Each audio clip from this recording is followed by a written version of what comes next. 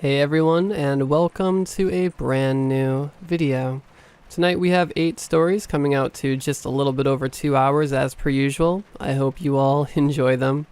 If you do, please be sure to drop a like rating. It helps out so much with the algorithm. Let's see if we can hit 1,200 likes. Subscribing if you are new is also very much appreciated, as I post content just like this all of the time. I'm very happy to finally be recording again. If you don't follow me on Twitter, you're probably not aware of the fact I just got done driving across the country because my girlfriend and I decided to move in together. So I'm no longer in my little Minnesota apartment. I'm living in California, living in the big city, and I'm pretty excited about it. I've spent quite a bit of time out here, and I don't know, it's really cool to finally call it home. My dog loves it here too, so it's pretty much official. Anyway, enjoy the video, and as always, I hope you all have a great night.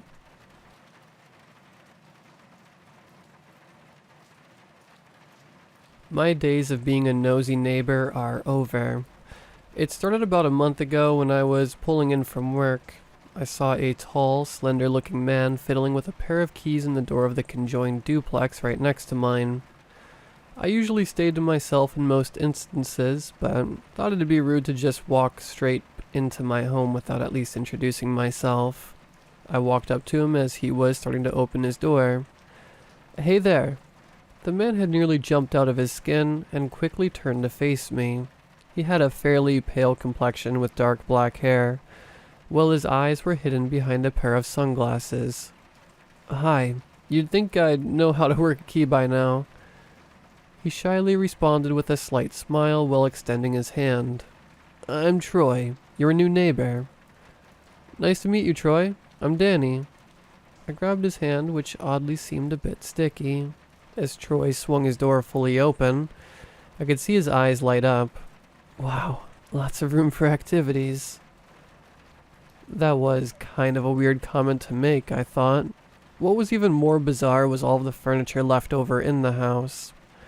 I looked back at his driveway and noticed he only had his car sitting there, and all Troy had on his person was a Polaroid camera around his neck. Curiosity finally got the best of me. "Did you pack pretty light?" Troy looked back at me with a perplexed look. "Oh, yeah. The movers are going to be a few days late." He stood in his entryway looking at me like an NPC waiting for their next command. I took this awkward moment as my chance to get out of there. "Well, let me know if you need any help unpacking when they finally get here. Nice meeting you, Troy." He kept staring at me and smiled. "You too." Troy began shutting his door, but stopped just before it was fully closed. I could see his face glaring at me through the crack in his door. "Our new neighbor is pretty damn odd, honey." My wife had just gotten back from picking up some groceries, and she was already hearing it from me. "I just think it's bizarre how Sarah, our landlady, always happens to find the weirdest of tenants to rent to." My wife sighed. "Well, he's probably a step up from the last guy." "Greg? That's a pretty low bar. How did Sarah even find a tenant so quickly?" I hadn't seen Greg in a few days, but I had no idea he moved out. After dinner, I went to roll out our trash bins to the curb and happened to glance over at Troy's place again. The door was still propped open, a little bit more than earlier. I squinted as nonchalantly as I could, and could have sworn I saw the outline of Troy's face creeping through the darkness. "My God, Danny. He was not waiting in his doorway watching you. You're just being paranoid." My wife apparently mistook my intrigue as paranoia, as I gave her the details of my latest Troy sighting. "How do you explain him having his door propped open then?" "I don't know. Maybe the AC is down and he's trying to bring in some fresh air. Greg probably tarnished that place with all the smoking he did." As my wife said that, my eyes wandered outside to see Troy struggling to bring in a pretty sizable sleeping bag. I wanted to make more of a case with what I had just seen, but maybe she was right. I was done debating for the night. We both hopped into bed, turned on our TV, and watched a few episodes of a series we were binging before we both fell asleep. I went back out the next day after work to go bring our trash bins in when I felt a sudden tap on my shoulder. "Hello, Danny." He couldn't even look me in the eyes, but I noticed Troy seemed a bit more excited. "Oh, hey Troy. How's the move going?" "It's going well, thank you. I'm having a game night tonight. Would you and your wife care to join me?" My wife was going to be out at her friend's bachelorette party, so that left me with an empty home, and it also left me with no plans or excuses.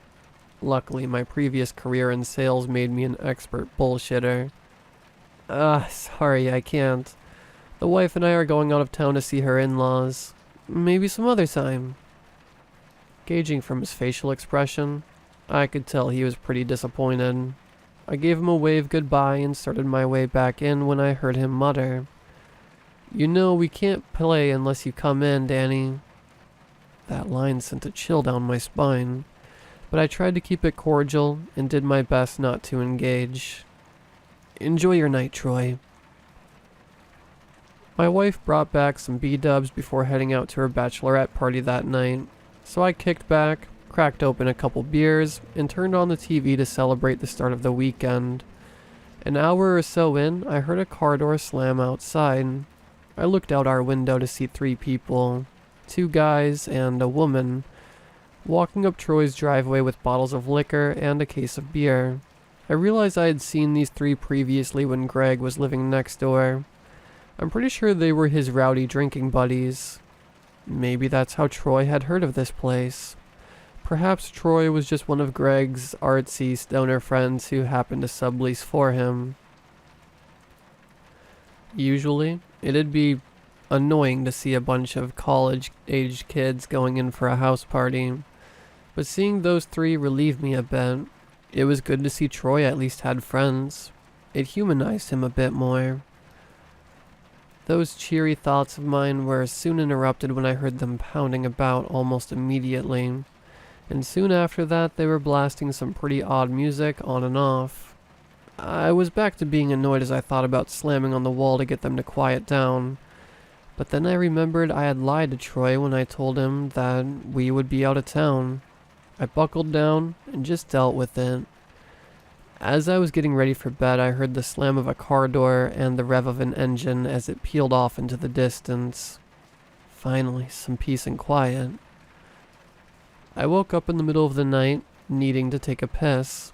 As I rubbed my eyes and turned over to get up, in my peripheral, I thought I saw something scurry through our hallway. It was incredibly brief, but it almost looked as if someone had just crab-walked past our bedroom door. I grabbed the baseball bat I kept underneath my bed and approached my hallway with shaky legs and looked both to my left and right. Nothing. I turned on all the lights in our place and searched our entire place, but came up with nothing. After taking the most frightening piss of my life, I saw our porch motion lights had gone off. This sounds like an incredibly dumb move, and maybe the baseball bat gave me a little too much courage, but I decided to step outside to see what it was. There was a certain stillness outside, but something immediately felt off. In the distance was a rustling noise. A few steps out towards my driveway, I found where the sound was coming from.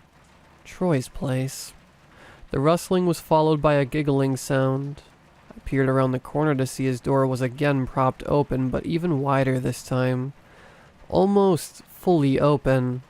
The perspective gave me a full view into his entryway and living room. In the corner of his living room stood Troy, back turned to me, wearing nothing but his briefs. He dropped something and stuttered, "You're here to play." In that moment I felt frozen, but I did my best to puff out my chest and called out, "Troy, is everything all right?" Just then he darted across the room to hide behind a wall.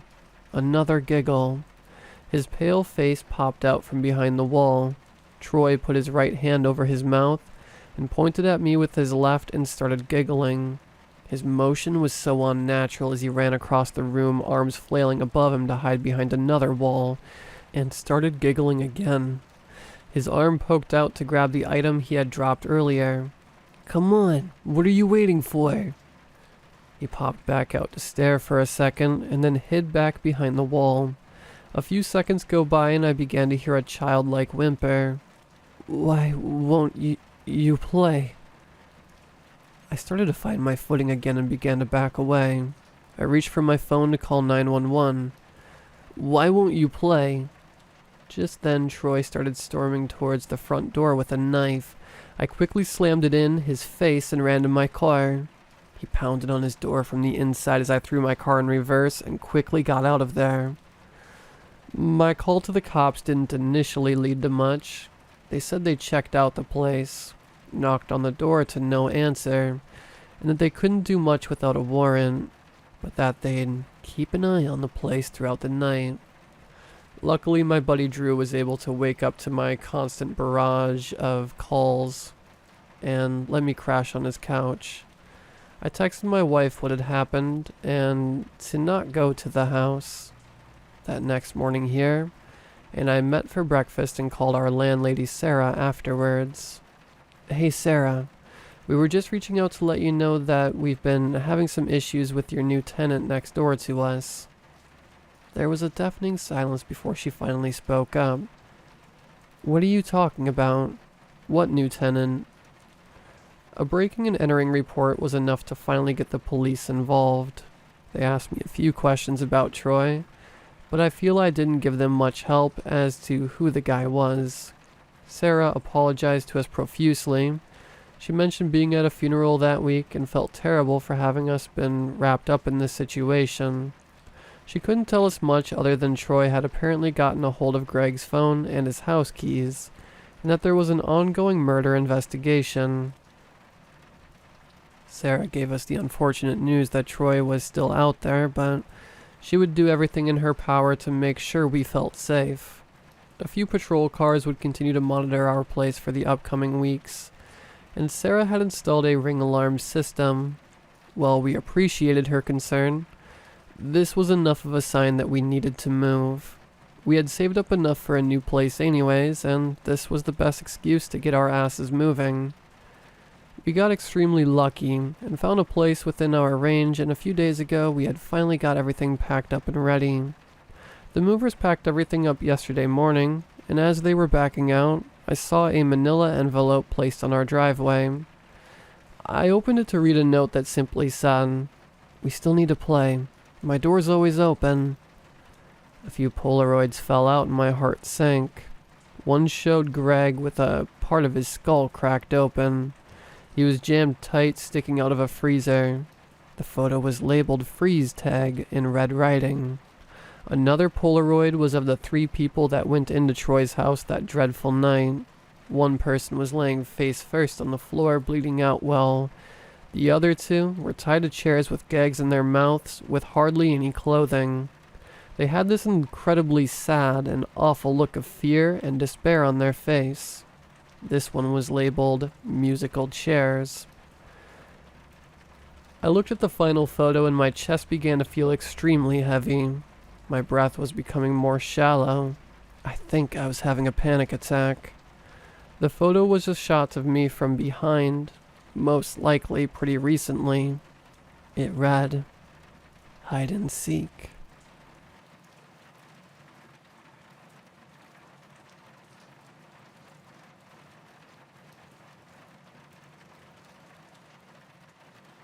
What can I say now? My mother is sobbing in the room on the main floor, the room she had been sharing with my grandmother for the past few months. My grandmother's bed is empty, taken away from us, body and spirit. I'm at the dining room table studying the twisted black oak in the front yard. Its branches are empty, the leaves are still. It's a relief, I must admit, but still, there is a part of me, a desperate part that wishes she would appear.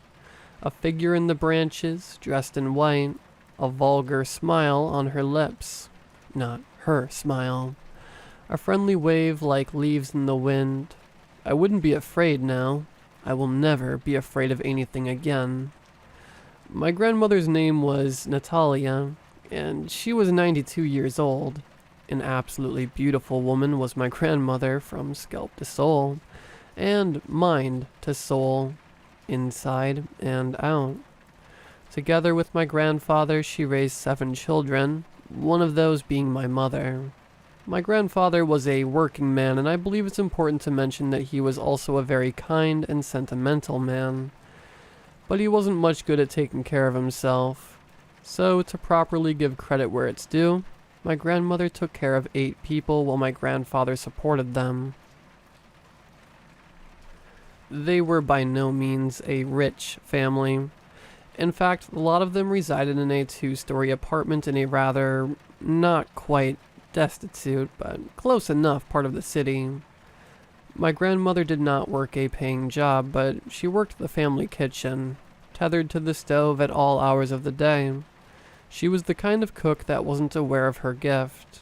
It was simply embedded in her, part of her nature, as easy and common to her as her smile, and just as winning.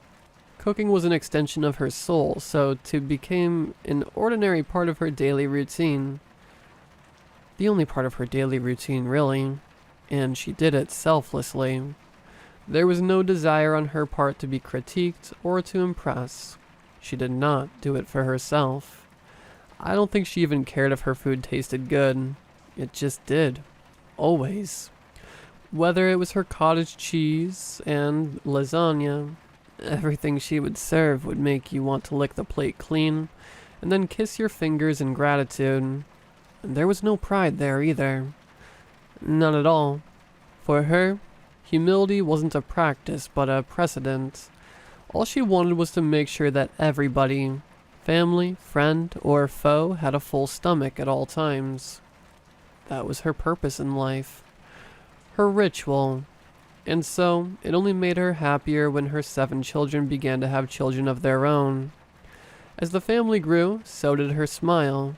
She was always the very first to arrive at every family gathering, apron already wrapped around herself, the one with the brown flower petal design, and she would set the oven, ignite the burners, unstack the pots, rummage through the fridge to discover whatever spontaneous ingredients there was to find and get to work. She would run the tap and fill a sippy cup with water, and then hand it off to my little cousin Joyce. She'd send Joyce away to water the plants because even plants needed to be fed. My mother and a few of my aunts had done a fantastic job in recreating certain dishes, but they were never quite the same. I regarded those dishes as honorable culinary pastiches, but my grandmother could have opened up a restaurant anywhere in the world, and have made even the strictest of food critics shed a delighted tear. My favorite was her breaded shrimp. Those tiny, curled balls of shrimp, coated in breadcrumbs, and fried, or baked, or both, to perfection. They would appear on the table and get snatched up by greedy, gluttonous hands instantly, and subsequently tossed into drooling, open mouths like popcorn. The empty plate was often still hot as it was taken away and replaced by another, and so on. 7 years ago, my grandmother began to notice some odd behavior. By then, all of their children were in their 50s, us grandchildren in our early to mid-20s. And it was just the 2 of them in that 2-story apartment in that not quite destitute area of town. Both retired, my grandfather from work, my grandmother from 7 children. There wasn't much for them to do. My grandfather mostly sat in front of the television watching soccer games, while my grandmother colored her thumbs green in the vegetable garden out back or slaved away at the stove, cooking for the sake of cooking, just in case someone stopped by, always prepared. My grandmother was not typically a woman of routine, but she would feed my grandfather a full meal 3 times a day, at the same times each day for 60 years. So it was when she cooked him 4 meals one day that he lifted a curious eye. When she served him 5 meals the following week, that curiosity shifted to concern. Slowly she began to forget what day of the week it was. She would get lost in the garden. She would leave a burner on. She would forget that they ran out of breadcrumbs the day before. My grandfather could not cook, nor could he clean a house, so when my grandmother's dementia started to become more and more apparent, the only sustainable solution was for one of their kids to move them into their home with them. It was time for the scales of life to rebalance themselves, for the child to give care to the parents. In the end, it was my mother that took them in, divorced from my father a decade prior, and with both my older brother and myself having moved out not too long ago, my mother happened to be suffering from empty nest syndrome. A large suburban middle-class home and only her. She took my grandparents in. My room became theirs. My brother's became the guest bedroom. The couch became my grandfather's permanent place of residence.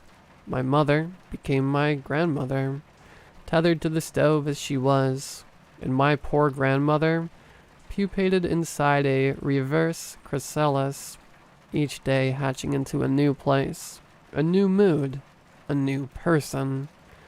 She was a child again, yet older than she had ever been. She forgot how to cook, and our palates grieved. We were all pretty shocked to see my grandfather pass away before her. It was last year that the cancer took him, and although the family opinion was split on the matter, my poor grandmother accompanied us to the open casket funeral, almost unbearable to watch. I witnessed my grandmother grapple with fresh, confused, newfound grief each time her eyes scanned the room and fell upon the body. Every minute and a half she discovered that her husband had died. It got so intolerable that we ended up turning her wheelchair away from the casket and kept her distracted from her surroundings for the remainder of the service. It wasn't long after this that she started seeing people in the trees. I was visiting my mother at her newer, yet older, house. She had sold the one I grew up in and downgraded to a bungalow with an added second floor. In that house, the dining room table faced a window. The television was showing us a documentary on the Elysia chlorotica, a slug that is able to survive through photosynthesis alone by stealing chloroplasts from the leaves they ate. We were all enjoying a pastiche dish that my mother prepared when my grandmother asked us why my grandfather was sitting in the tree. I gave my mother a sideways glance, and then looked up at the large, deformed, black oak tree in the yard. It looked ominous in the dying light of the day, and its leaves quivered in a disquieting way, almost as if the tree acknowledged me and was waving hello. There was no one sitting in the tree, of course. My mother seemed to have not heard a word. She shoveled a forkful of pastiche into her mouth and stared at the wall. "Mom?" I said. She asked why Grandpa is sitting in the tree. That's weird, right? My mother waved a dismissive hand at me. She says stuff like that all the time. She hallucinates. Well, that's terrifying, I said. Why? She said. She sees your grandfather. It's probably his angel watching over us. I looked at her as if she were crazy. That doesn't creep you out? No, it's comforting. When I left that evening, I walked past the mangled black oak to get to my car. I stood below it for a moment, each obsidian limb reaching out from half a dozen elbows, its leaves fluttering in the breezeless night, waving hello. That was the first time I saw what my grandmother saw. A man, no more than a silhouette, sat on one of the high branches, legs dangling and kicking at the air. He smiled down at me and his hand was raised, palm out, fluttering, quivering, disquieting my soul as it matched the movements of the leaves. I did not wave back. I looked away, walked as fast as I could on elastic legs and found my car. I managed to fit a shaking key into the ignition and made the engine come to life. The headlights brightened the road ahead, but the tree remained dark on the lawn. I turned my head reluctantly just to make sure I had truly seen what I thought I saw. Normally, in stories like this, I would say that I saw nothing. That there was no man, that my imagination must have gotten the better of me. Except, this isn't a story like that. This is real life, and in real life, one's imagination isn't powerful enough to conjure up an image like that. And so I stared at the tree on the lawn, backlit by the orange glow of my mother's dining room window. A man high up in the branches stared back at me. His head was turned to a nearly impossible angle. His legs dangled and kicked, and he regarded me with a toothy smile, his hand dancing a greeting like the leaves. It was my grandfather, except it wasn't. It looked like him, but those teeth were not his. He never had teeth like that, not even with his dentures on later in his life. And the shape of the body, well, it wasn't quite right. It was my grandfather the way my mom's cooking was my grandma's. It was an honorable pastiche, but not quite the original. And then I jumped because someone else was waving at me from the glow of the window. It was my mother waving goodbye. A normal human wave. I waved back, hoping the thing in the tree wouldn't mistake my gesture as something meant for it. I was afraid to interact with the thing in any way whatsoever, lest I invite it into my world, lest I open a formal line of communication. I decided it best to keep my eyes averted from that point on. I drove off into the bright lights of the city and climbed the stairwell to my apartment with haste, afraid of the echo of my own footsteps because it sounded like something was following me. In my bed, I stared silently out the window toward the scraggly maple tree across the street. It sat fully illuminated under a street lamp, and I could very plainly see that there was no humanoid sitting there. Regardless, I drew the blinds and felt better for it. A couple of weeks went by, and I had mostly gotten over the spookiness of what I had encountered at my mother's house. I was invited back over for lunch one afternoon, so I made my way to the suburbs and parked my car beside that haunted black oak. I stayed true to my promise and kept my eyes away. Head down, I marched right up the driveway to the front door and let myself into the house. Lunch was more of a parody than a pastiche this time. My mother looked tired, exhausted even. She looked old beyond her years. My grandmother asked her where my grandfather was, and my mother said that he was visiting his sister. Not a moment went by before my grandmother asked the same question. My mother began to cry. "Mom, I can't do this." "What's wrong?" "It's the same thing over and over. It never stops." "What is that family doing in the tree?" That was my grandmother. My skin turned cold. My mother's eyes widened, and for a moment she looked genuinely afraid. "Mom?" I said. "It's fine. She hallucinates." I craned my neck and stared out the gnarled black oak. Unmistakable in the piercing bright light of the day, there was, in fact, a family in the tree. Wearing only white, two young boys sat on the lowest branch smiling at us and waving their tiny, veiny hands. But no, they weren't quite veins. They were leafy venations, branching off of a midrib that ran from the middle of the wrist right up to the knuckle of the middle finger. Higher in the tree and standing were three middle-aged women and a young man, all of them wearing the same ivory attire, all of them barefoot, all of them smiling detestable smiles, all of them waving. Each of their hands had those leafy veins, the motion of them like leaves in a soft wind. Higher still, sitting in the same position as before, was my grandfather. My grandmother giggled, her eyes affixed to the tree. "What are they doing up there?" she said, and giggled again. She lifted her old, weak arm and waved at the family in the tree. My mother never looked once. Her eyes were glued to her plate, seemingly uninterested in her food, but even less interested in looking out the window. "Mom?" I began. "Don't say it," she interrupted. A knock came at the door. My mother flinched and closed her eyes tight. I felt a finger trace its way down my spine, but it was really just a bead of sweat from my perspiring scalp succumbing to gravity. A few more fingers tickled my back before the knock came again. "Who is at the door?" my grandmother said, and tried to stand without her walker. My mother's eyes shot open, fear becoming concern. "Ma, you can't.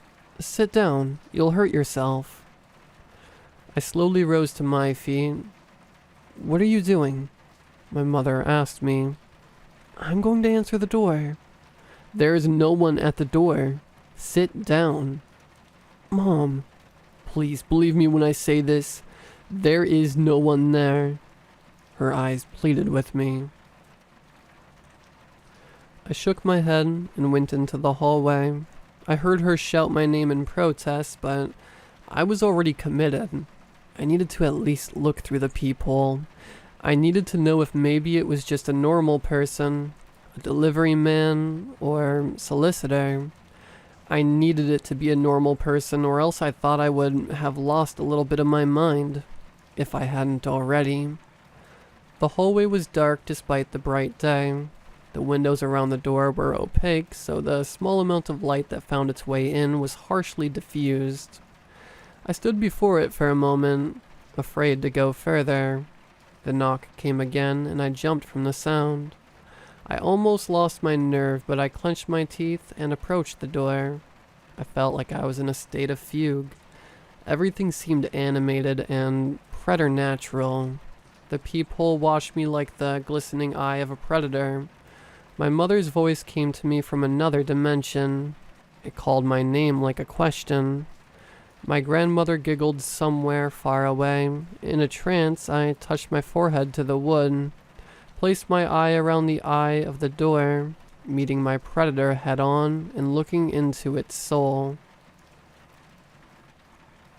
What I saw on the other side was not a person. What I saw on the other side was a beautiful day, an empty stoop, and a plate of shrimp. Another knock did not come. Still outside of myself, I slowly opened the door.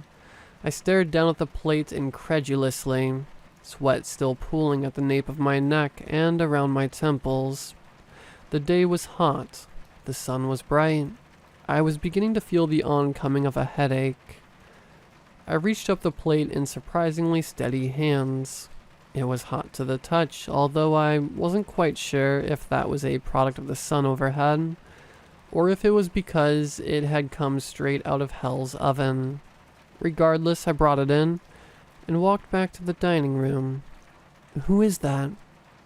my grandmother asked my mother. "That's your grandson," my mother told her. "The son of who?" "The son of me." "Your son?" "Yes, Mama. I haven't seen him since he was really little. Is he sleeping here?" I put the plate on the table and reseated myself. "You were right," I said. "No one was there." My mother watched as I reached for a shrimp and placed it on my tongue. "I thought one of your aunts had left it there the first time," she said. "It was a lasagna." I chewed on something I hadn't tasted in years, at least not to that quality. It was my grandmother's breaded shrimp, authentically a matching signature. "Do they know?" I said, placing another shrimp into my mouth. "The family?" My mother nodded. "They think it's a blessing. They think they're her guardian angels." "And you?" "Serpents," she hissed. "And you, my son, are eating the forbidden fruit." I swallowed another of those delicious shrimp and then wiped my hands on a napkin. I took my phone out of my pocket. I'm calling the police. No point. My mother said. My grandmother asked where my grandfather was. My mother patiently told her that he was visiting his sister. What do you mean? I said. No one else can see them. Just our family. Then you're moving. They're in other trees wherever she goes. Who are those people? I asked, staring out at the family in the tree, seeing but not truly believing. The others, the kids. Your grandfather and his sister, sometimes his brothers, sometimes your grandmother's siblings. There are different people that come and go. I've matched them all to photographs. You told me it was his angel a few weeks ago. I believe that then. A few weeks is a long time. I looked away from the tree and met my mother's eyes. No, I said matter-of-factly. I don't believe it. We're suffering from some sort of group hysteria. This is not real, Mom. It's impossible. I read somewhere that in the Middle Ages an entire town started dancing together. 400 people, all of them dancing in a craze. They didn't stop for 30 days, some of them dancing themselves to literal death. They used to think that the devil possessed the town, but today we attribute it to severe stress. The bubonic plague was running rampant through Europe at the time, and people were experiencing a collective grief. They all just snapped a little bit. Grandpa died. Grandma requires your constant attention and care. All of you are constantly reminded of death because she asks about him every 5 minutes. So when she sees angels in the trees, so do you. My mother looked like she really wanted to believe me, but she spoke out loud the loophole that I was trying to suppress. Then why do you see it? And what is it you swallowed 2 minutes ago? I took a long drink of water. My hands no longer so steady. I burped and my mouth filled with the aftertaste of my grandmother's breaded shrimp. That night, I slept in the guest bedroom, not wanting to leave my mother alone after all that happened. My grandmother slept on the main floor, a convenient room because it had been a long time since she was able to march up the stairs. Lately, my mother slept in there with her, in a portable bed on wheels adjacent to my grandmother's. Over the past few months, my grandmother's dementia had escalated substantially, no longer affecting just her past memory, but affecting her present reality. Her cognition was corroded and corrupt, and at night she would act out fever dreams, while being attacked by phantom pains. Once, my mother said, while she was complaining about how the mattress was breaking her spine, she suddenly said that she felt better after a shadow on the wall tipped its hat in her direction and sprinkled her with magnesium.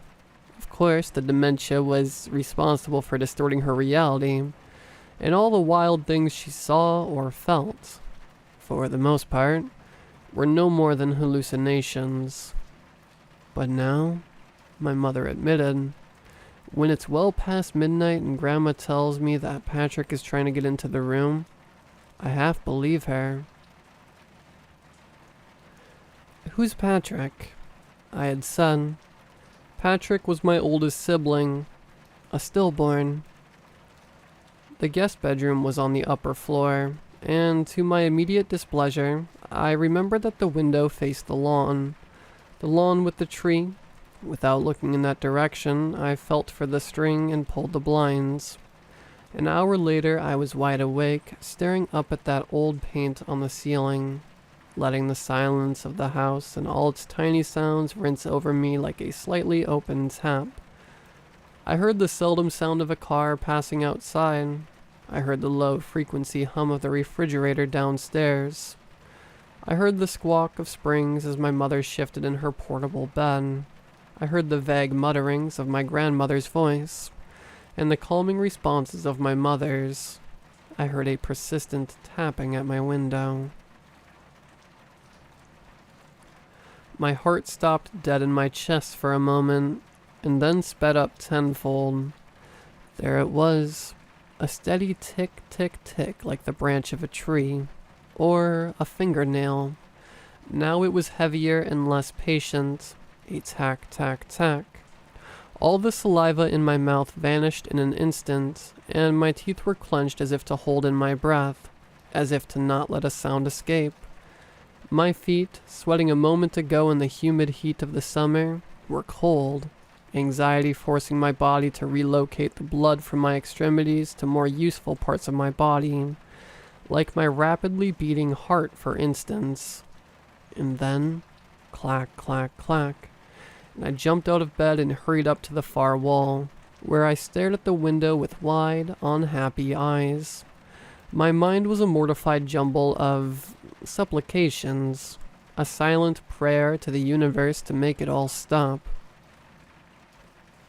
When the doorbell rang, I heard my mother let out the most pathetic sound of despair I'd ever heard. A sound I would have made too, if I could have made a sound at all. More tapping at the windows, all around the house. A defeated, repeated set of no's from my mother downstairs, who was surely on the floor with nowhere to go.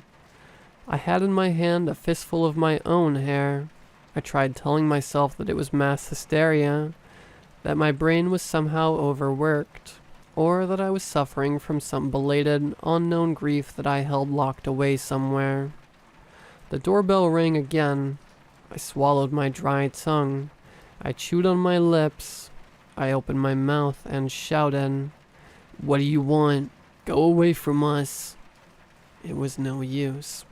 The tapping continued, and the doorbell was as unrelenting as my mother's sorry objections. But what really broke my heart was my grandmother's screams. The sound of her confused, agonized wailing was enough to level me out.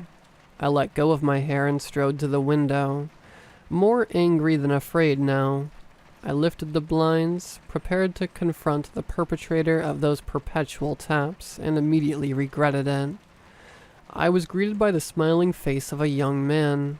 It was only his face because he was holding himself up the windowsill. One veiny hand held the ledge of the window in a death grip, while the other tapped on the glass with inhuman speed. His eyes regarded me with joy, and he would never blink.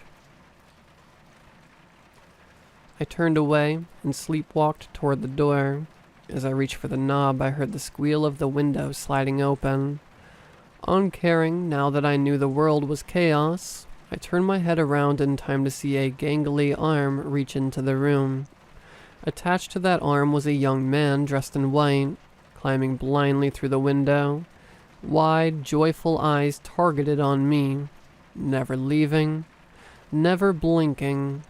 His smile widened when he saw that I had acknowledged him, and he waved at me.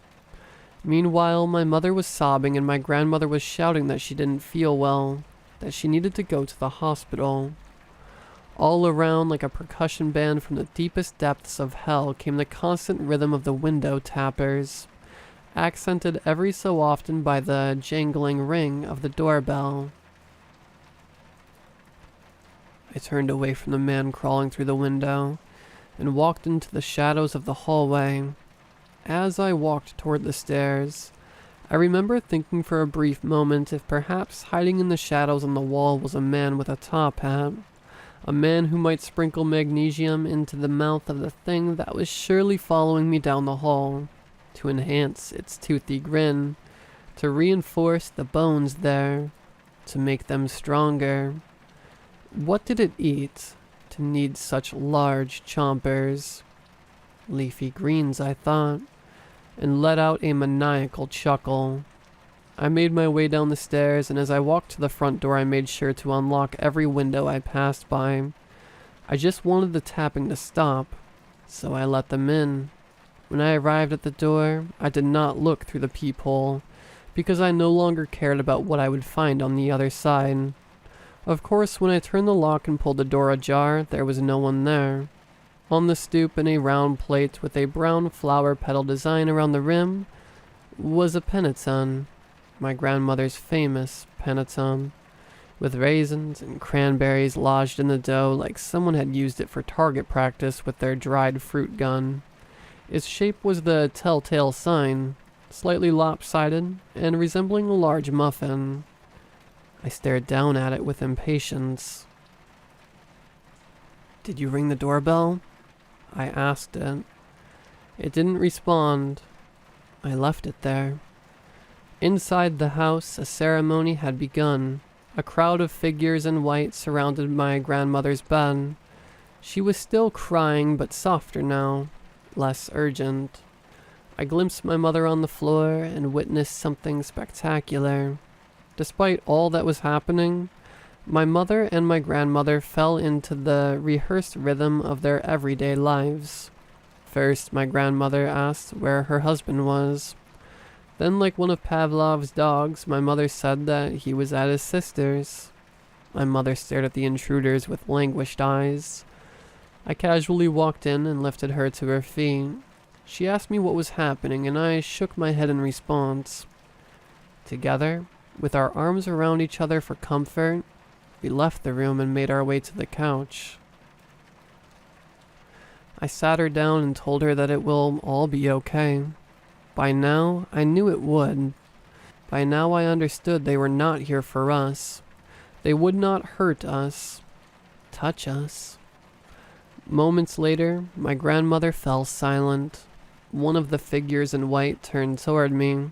It was the man who had climbed through the bedroom window. His grin was the same. It had never faltered. He smiled happily at me, while the others crouched toward my grandmother's bed and lifted her in their arms. But this one, he looked at me and he waved. "Hello, hello, hello, hello, hello," he said through his teeth. "Will you come for me one day?" I said to him. His mouth opened, his teeth unclenched. What came out was a laughter so absurd, so hysterical that I had wished I were deaf. My mother blocked her ears and fresh tears dripped from her closed eyes. I took her hand and walked her outside to stand by the road, away from that horrible sound and those horrible people. It wasn't long before the succession pushed through the door. My deceased grandmother was their burden, but they all shared the weight. An awful sound of dissonance came from between their unwavering smiles. It took me a second to realize that they were singing. An elegy, perhaps, but there was no mark of lament on those happy faces. When they reached the tree, a few of the members broke off from the group and climbed the branches. The others lifted my grandmother's corpse, and the ones in the branches pulled her up and placed her gently in the tree.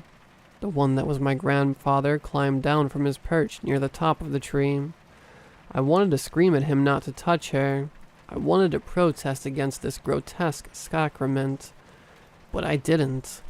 I watched with horrified eyes and held my mother fast while she wept.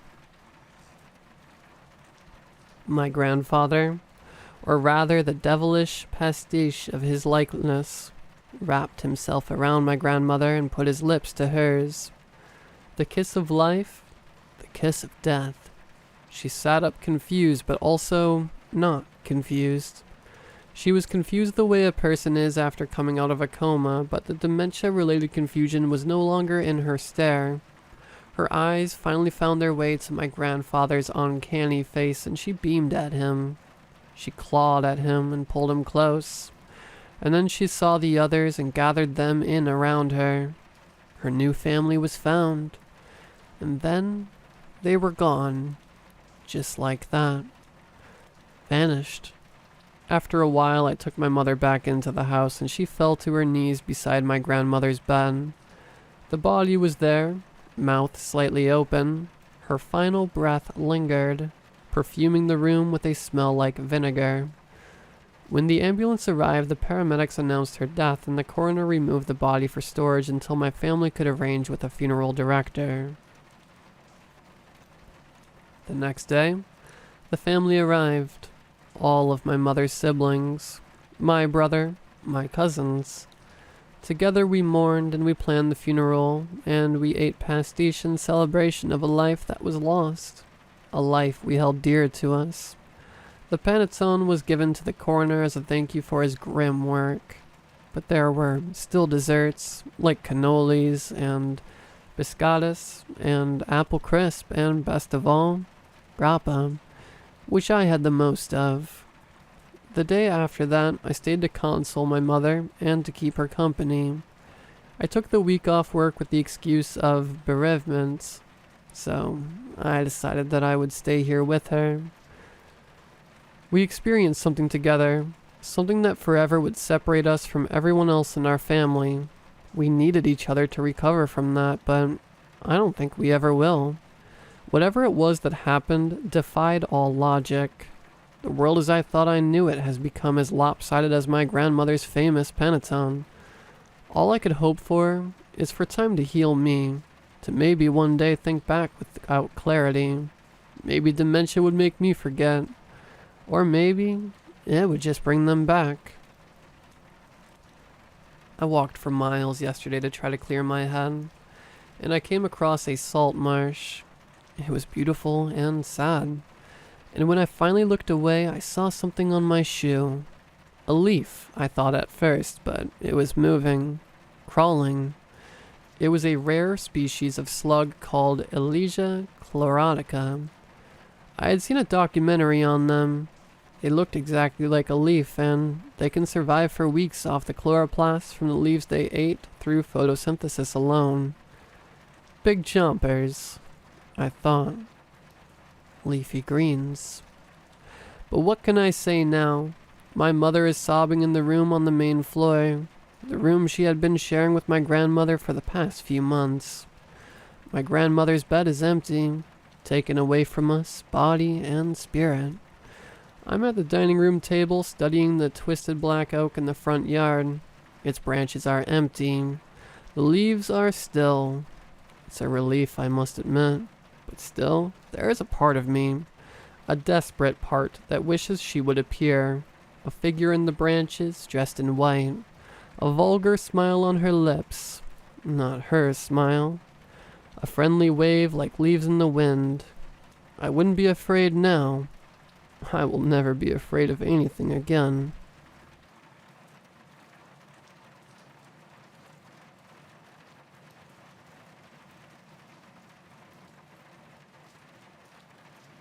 As a child, I loved digging holes. I never expected to find anything at the bottom of them. I just loved the act of shoveling dirt and making a hole out of the flat ground. Behind my house, there were several acres of dense woods that were perfect for it.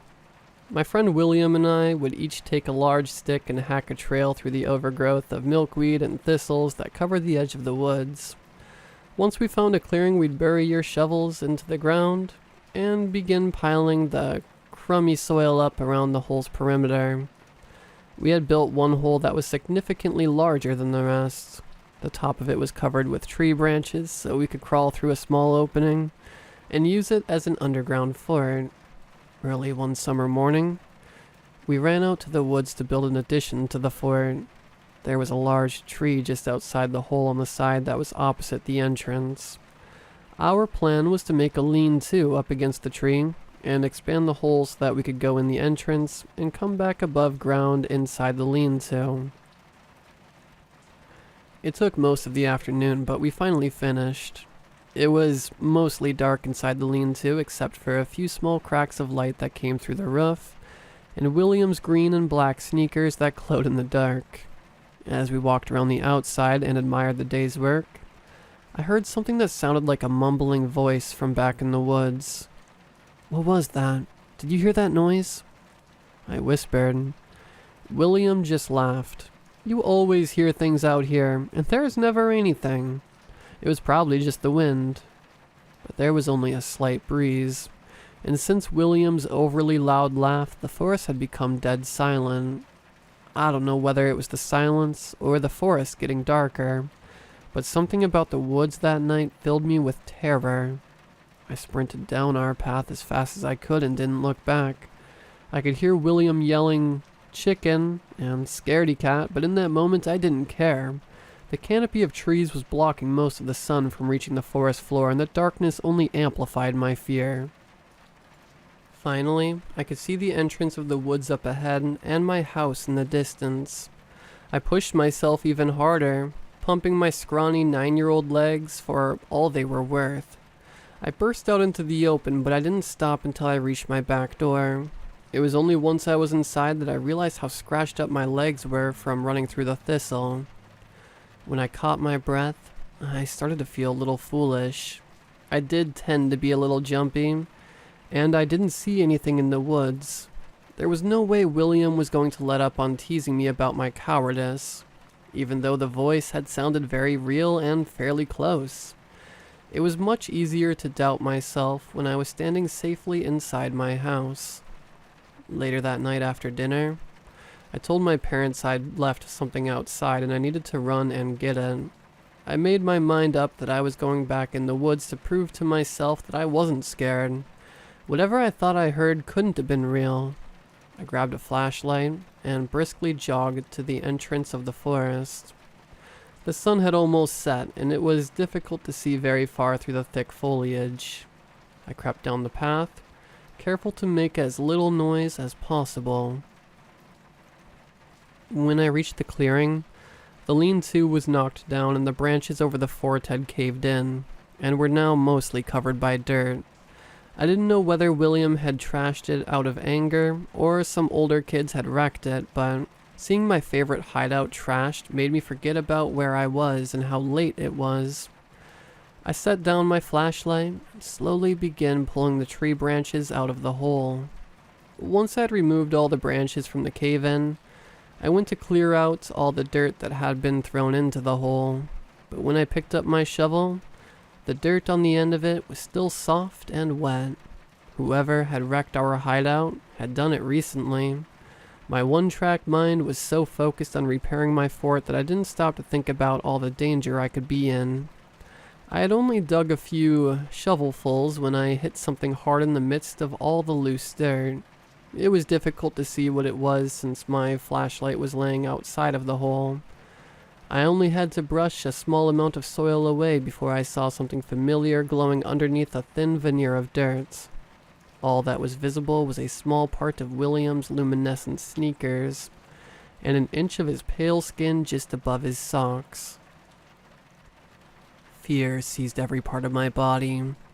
I was kneeling in the bottom of a dark hole in the middle of the woods next to a lifeless body, and something or someone was still lurking nearby. Finally, I was able to come to my senses enough to reach up and turn off the flashlight. I slowly crawled out of the hole and laid completely still, listening for anyone that was prowling nearby. I crept slowly through the dark. By now, most of the trail had been flattened enough to make the path fairly obvious. I was walking as quietly as I could, slightly bent over to keep myself as invisible as possible. Once I was about halfway out of the woods, the path straightened out, so there was no longer any danger of losing my way. I slowly let out an audible breath of relief as my porch lights came into view off in the distance. I was preparing to sprint for home when a light from behind me scanned the trees above. "Don't forget your flashlight." A loud voice half shouted and half grumbled. As I dashed for home, I could hear the most sickening laugh ringing through the woods. By the time I reached home, my shirt was stained with dirt and tears. It took several moments before my parents could understand me through my incoherent sobbing. When the police searched the woods that night, they were able to find a small, abandoned encampment just 100 yards beyond our fort. It was littered with refuse and notebooks filled with half-crazed ramblings. They never were able to find William's killer, but some nights when my room is especially dark, I can still hear him laughing.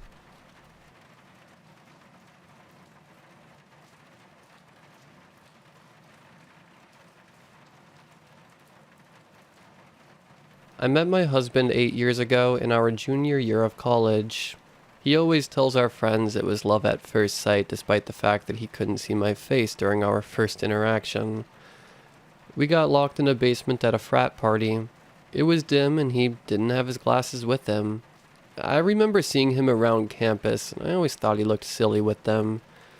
The lenses were so thick they made his eyes as big as saucers. That was one of the first things I noticed about him.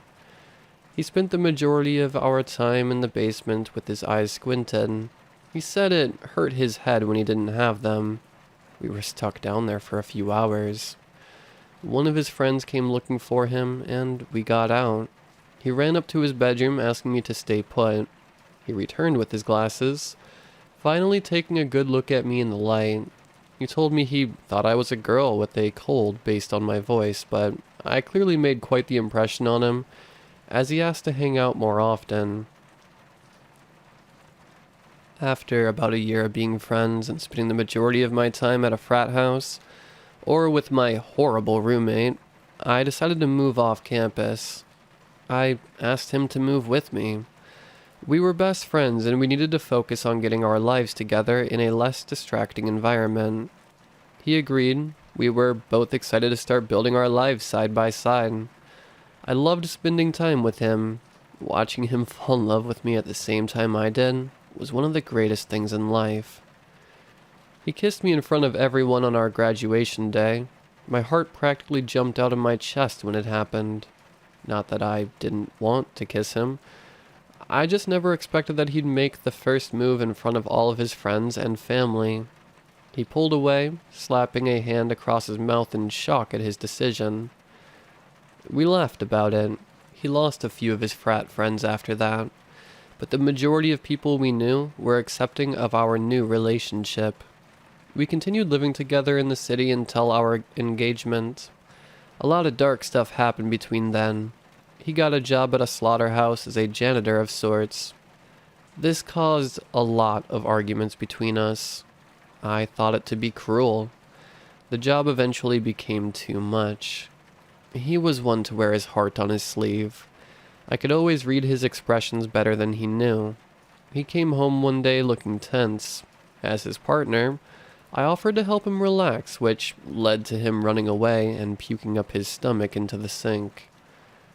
He saw some stuff happen at work. He walked in on a man who he worked with violating one of the cows. It freaked him out enough to talk to his boss and ask if there were any alternative positions he could take. One that didn't include blood and guts. His boss sent us out to a small farm in the countryside. It was a big change as neither of us had experienced country living, but it looked good financially. We'd get to live on the property for free. He'd get paid by the hour, and all he really had to do was look after a couple of animals. He proposed to me before our move. We had a quiet wedding in the city, and started our new life in the country as newlyweds. Things were really good for a while. I'd started work from home as a graphic designer, and he took care of the farm. There was only one negative: the wheat field. It freaked me out when we first arrived. It was tall, taller than me and my husband, and it stretched out for miles. I had a previous traumatic experience in a cornfield when I was in college.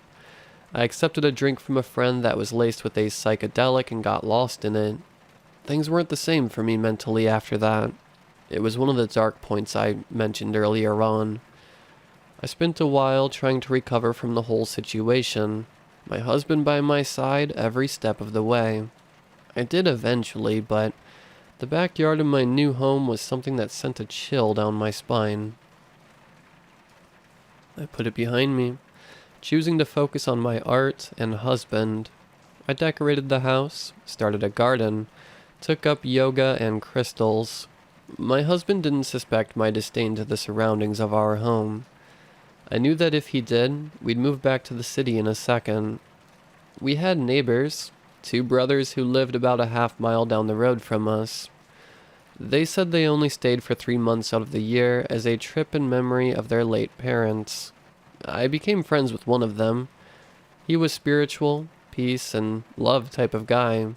The other was ADHD personified. He and my husband got along quite well. They had the same interests in numbers and statistics.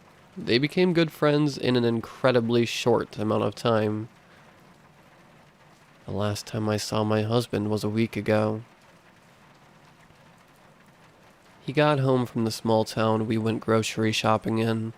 He walked in with mud on his knees and elbows. I laughed a bit at his appearance. He tried to mess around and hug me, explaining as he chased me around the house that he slipped on his way up the driveway. He kept stumbling as he didn't have his glasses on. I didn't think anything of it. After a few minutes of trying to be funny, he said he was going to go shower. He tripped on his way up the stairs, getting mud on a few of them. By the time he was done showering, the sun was down. He called me from upstairs, asking if his glasses were in our bedroom or on the counter. I checked and couldn't find them anywhere. He said he thinks they might have still been outside from when he fell. I offered to go out and help him look, but he was a kind man. He didn't want me out in the cold or to get dirty. He knew I had a fear of being outside in the dark as well. I curled up on our couch while he walked out of the light of our porch. I could see his flashlight moving around from my peripheral vision for a bit. I worked on a piece on my iPad. The customer needed it done by the morning, and I was so focused on getting the details figured out that I didn't even notice the time passing. I wish more than anything that I just went outside with him. I finished up the piece. The house seemed too quiet. I checked the time. He'd went outside an hour ago to find his glasses. He wasn't back. I stood up, looking out the window. I stepped outside and called his name. I got nothing but an echo and the sounds of grasshoppers in return. I closed the door, creeping up the stairs to our bedroom and bathroom. Not there. I don't know if this will make you guys think I'm horrible. If it does, I understand. I don't think I'll ever forgive myself for how things went that night. Maybe it was shock or fear, or maybe it was irrational and I'm truly vile, but I went upstairs to my bedroom and laid in bed. I remember thinking to myself that I shouldn't worry, that he'd be back any second. I shouldn't go outside and look for him because he was okay. He was just taking a while to find his glasses. I couldn't sleep that night. The air was still in the house and I'd felt more vulnerable than ever before. Like the sides of my body were exposed to a crowd of people. Any sound I heard felt like I got lifted higher on a crucifix, spread out and unable to defend myself from the unknown. I don't know when I fell asleep, but as soon as daylight showed, I went outside and searched everything. I went to the neighbor's house. I explained to them what happened, still in a bit of daze. We went to the police station where they told us there wasn't anything they could do for the next 48 hours. We spent all day looking around town, the grocery store, the library, everywhere. I called hospitals in the area, talked to gas station clerks. Nothing. I got back home later in the day, checked into the house and farm again. My friends offered to stay overnight, to which I said yes. I went up to my bedroom at 9 p.m. My friends were in our guest room, which brought me some comfort. I was woken up at 2 a.m. by some strong winds. I heard a rattling come from the backyard. I stood up and looked out the window, trying to avoid eye contact with the wheat field as best I could. There was little to no way to see. The only light source came from the chicken coop. Despite my best efforts, my eyes traveled to the field. I noticed movement in the plants coming from a while away. It moved closer and closer to the edge of the field. By that point, I was trembling. My heartbeat pounded hard enough to make me feel sick. I couldn't see whatever it was that was causing the movement. By the time it got close enough for me to make out, I turned away, squeezing my eyes shut and putting my hands over my head. I was so afraid. I felt myself begin to unravel. I needed my husband back.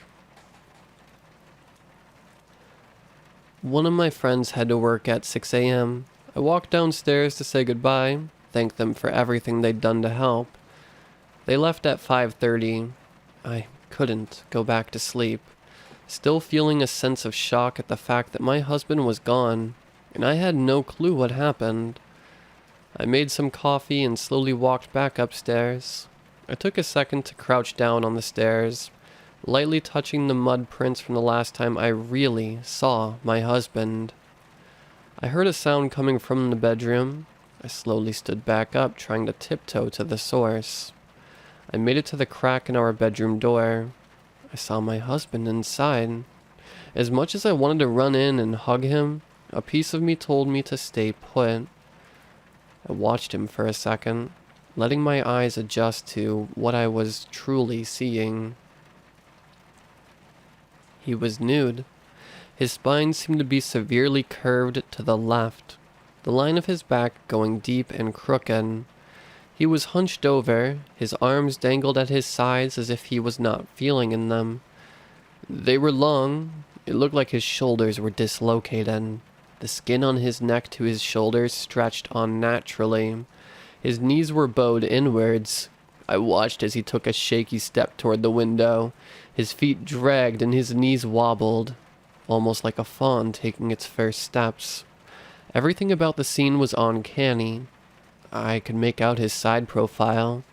His jaw was slack, his eyelids hung low, his eyes expressionless.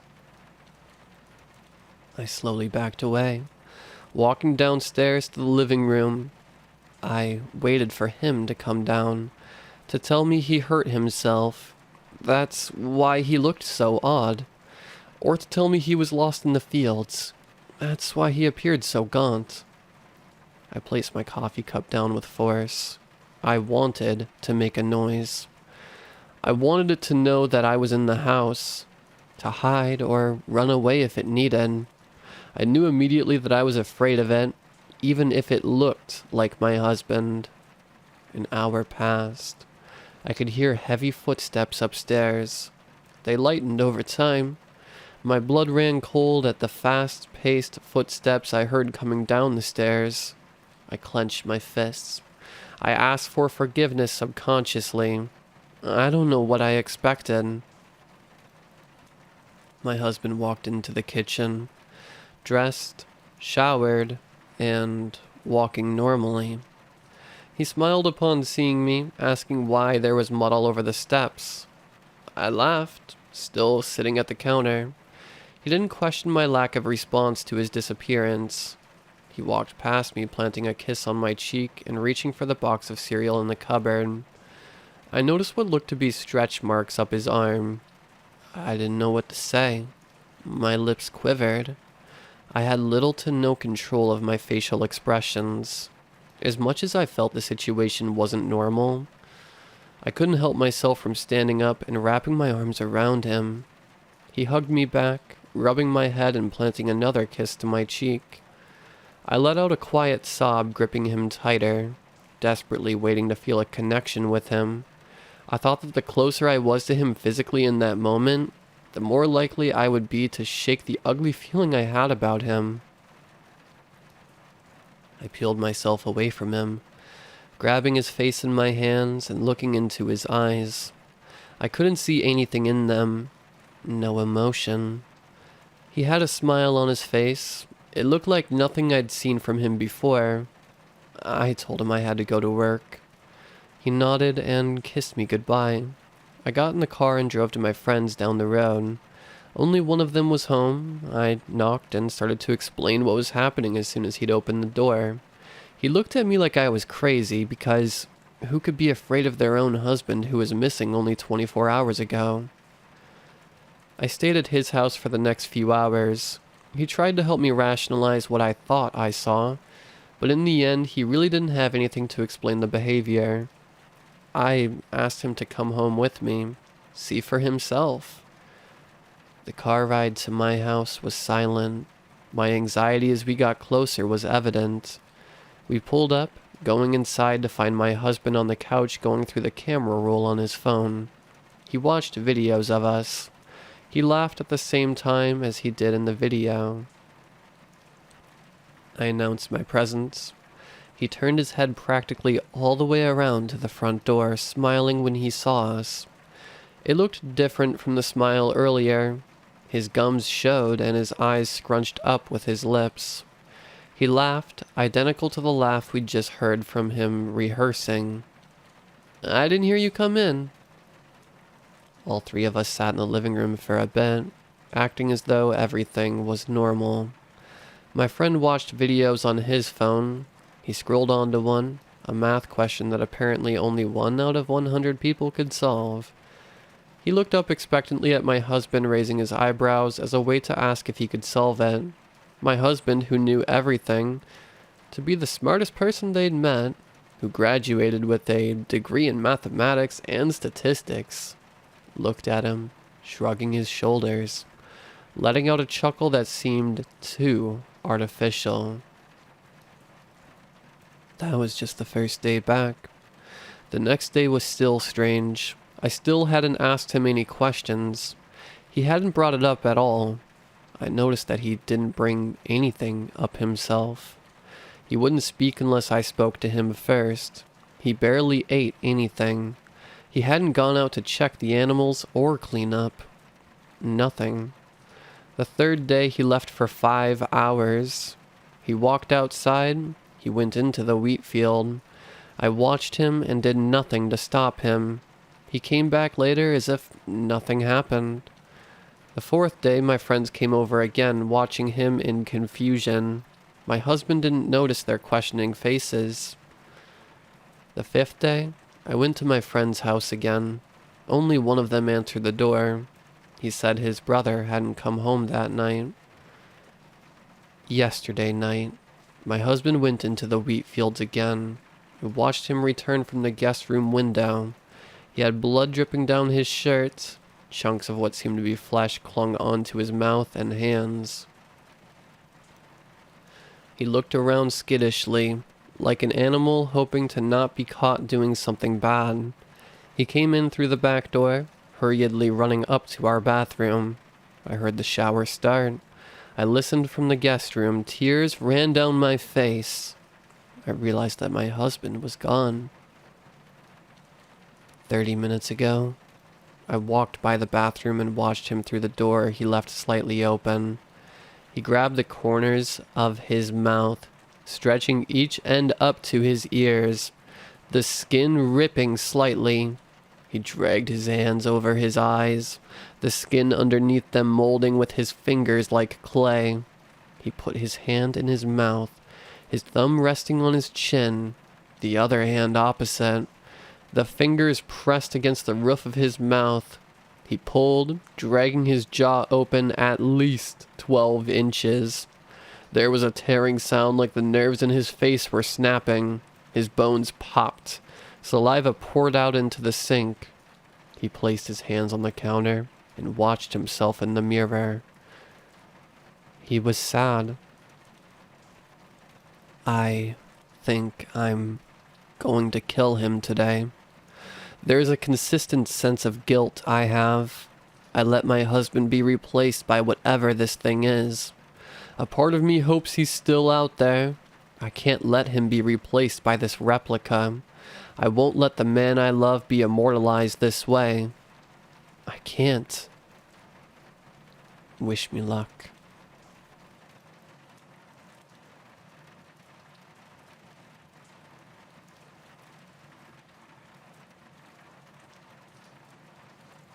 Okay, so I have limited knowledge on technology, but this forum looks promising. I can see from the name that you all struggle with sleep, and well, I am in the same miserable boat.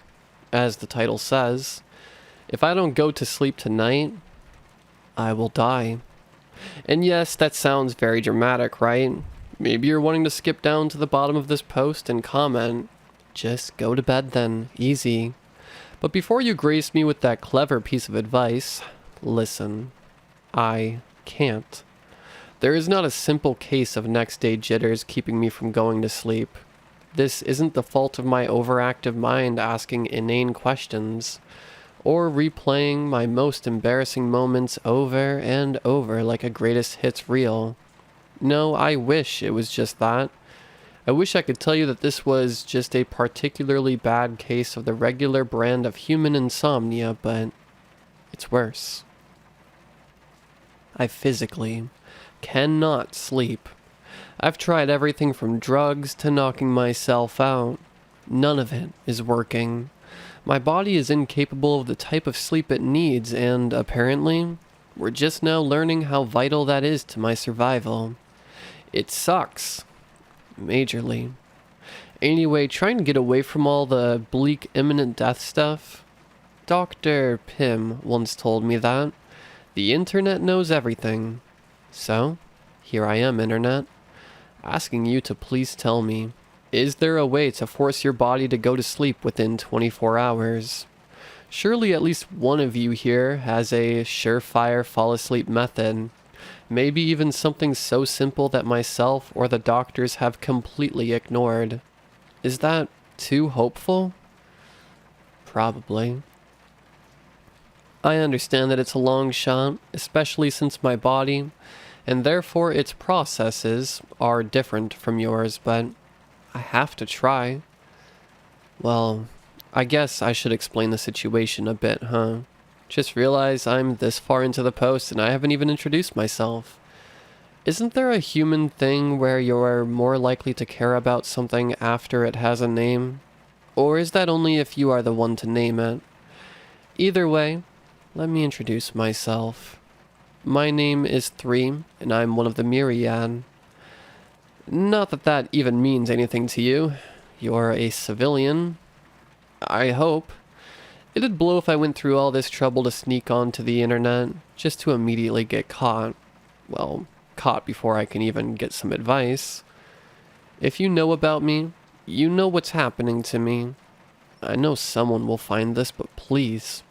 Odds are it'll be sooner rather than later, but come on. No one can really be mad at me or one, right? Everyone knows I won't last much longer. I don't think any of you even managed to look me in the eyes today. Not even Dr. Pym. I guess what I'm trying to say is, can you really blame me for trying to reach out? I could have emailed a news station. I could be sending out pictures, or releasing the files on this phone to the public. I'm really not trying to hurt Operation Myriad. It'd kill me if something happened to one or two. I'm trying to get some help. Please don't be too mad at us. I know you'll believe me when I say, all of this was my idea in the first place. I guess with that out of the way, I should warn you.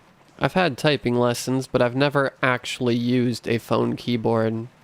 Dr. Pym has allowed me to watch TikTok videos and play some games on his phone while running tests on my siblings before, especially on days when I was unable to participate in the tests, but I was explicitly forbidden from trying to message anyone on it.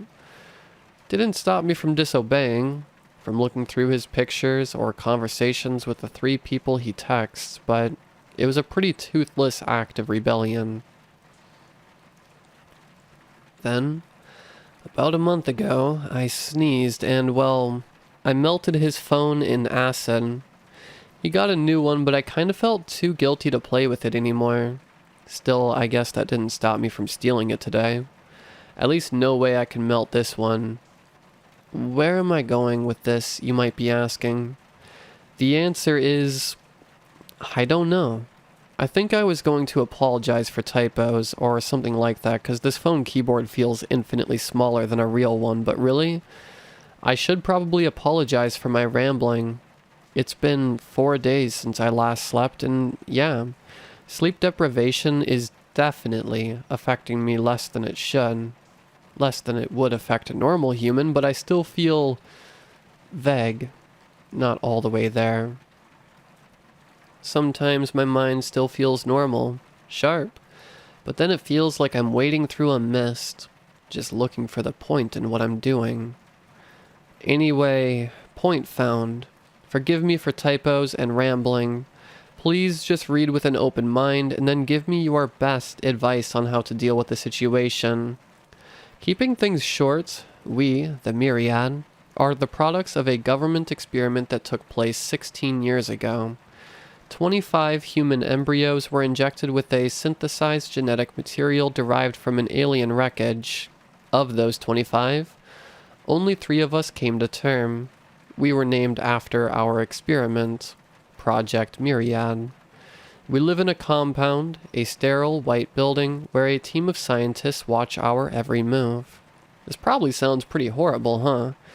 Maybe a little like a violation of human rights, and yeah, it would be. If we were human, but as it stands, it is probably not safe for us, nor for humanity, for the myriad to leave the compound and try to live normal lives. The reason being, in the womb, our genetic code was completely rewritten. The alien genes attach themselves in a way that Dr. Pym still says is impossible. I'm not sure how to explain exactly how or what happened. Even before the sleep stuff started, I wasn't exactly good with science, but I want to describe the situation with as much detail as possible on the off chance that it could help solve the problem. I wish Tu was here. He would be better at explaining it than me, but he once used an analogy that even I could understand. Do you know about cowbirds? Brown birds that lay white, speckled eggs? Well, what's interesting about them, other than their weird name, is that they have a very peculiar parenting method. That method being that they don't raise their children at all. Cowbirds lay their eggs very quickly into the nests of other birds. Now, if you think the parental abandonment is bad, know that the apple doesn't fall far from the tree, which is what happens to the unwilling host's hatchlings. They fall far from the tree. I could have worded that better. What I'm trying to say is that cute, little freshly hatched cowbirds enter the world and often immediately choose violence. They get rid of their siblings and then receive all of the nourishment from their host parents. It's pretty messed up. So this is related to me and my siblings, not in the fact that we were going to kill each other or human children. We're not evil or trying to kill humanity or anything like that. Nothing like the weirdo cowbirds. Though I guess our names are weird. So, we're alike in one way. Sorry, I lost my point again for a second. What I'm trying to say is, the alien material that we were subjected to, that's what did the cowbird thing. It ripped away the part of our DNA that would have been passed down from our human father and bonded with that of our birth mother. And yes, if you're particularly keen-eyed, I said mother rather than mothers in relation to myself and my siblings. That is singular on purpose, not a typo. I said earlier that there were 25 embryos injected, and only 3 of us came to term, but I guess technically only 1 of the original 25 came to term. A lot of our past is shrouded in secrecy, even from us. Some things we've been told, other things we were able to conclude through observation and eavesdropping. The original plan was, most likely, for the team that was assigned to us, top scientists from every field, high-ranking military personnel, and of course those with lots of money and special interest, to keep us completely in the dark about what we were, how we came to be. It's safe to say that, in the beginning at least, the plan was to raise us in a sort of cold, detached way. But that didn't work out. To keep us a secret, the same small group of people have been with us since birth. They practically are as confined to the compound as we are. Whether they meant for it to happen or not, we've become something of a family, and while most of what I know about regular human families comes from Pym, and what the television has showed me, I think we're fairly normal in the sense that it's us, the youngest of the family, that everyone revolves around. It was too hard for them to keep everything a secret from us. Of course, it is hard to keep a secret from Tu anyway. Back to the myriad. We are identical as, apparently, we split once and then once again, which should be impossible. They don't know why our mother was the only one who was able to produce a viable child, but Dr. Pym once told us she was the earliest along in terms of her pregnancy. Other than that, we don't have much information about her. I'm not even sure if she's alive or not, as we've never met her. Anyway, whoever she was or is, I find myself thinking about her a lot. I think I would have liked to met her, to see what it's like to have an actual parent. There's Pim and the General, but what would it be like to have a mom? This is probably a pretty stupid thing to be thinking about so close to the end. Anyway, I don't know if any of that is helpful, but now you know I'm, biologically speaking, half human. So at least half of your fall asleep advice should be effective, right? I guess I should tell you a little bit more about my alien side now. Hopefully, I have time. I can hear one tapping on the metal door. Pretty soon it'll be time for dinner, and if I don't show up, that'd cause a problem. I'll try to keep this short, to the point. That hasn't worked well so far. Okay, so remember how I said the alien material was unstable?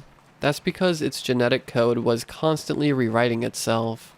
It made it incredibly difficult to study, apparently. I don't know why they decided to try to bond it with human DNA. I remember Dr. Pym once told me they tried a similar experiment but with orangutan sperm and human eggs, so I guess it's just a human thing to try to make babies with whatever you can. Well, whatever the thought was originally, it resulted in me and my siblings, so thanks humanity. Thanks for being weird. Anyway, our DNA is far more stable and fixed than that of the aliens.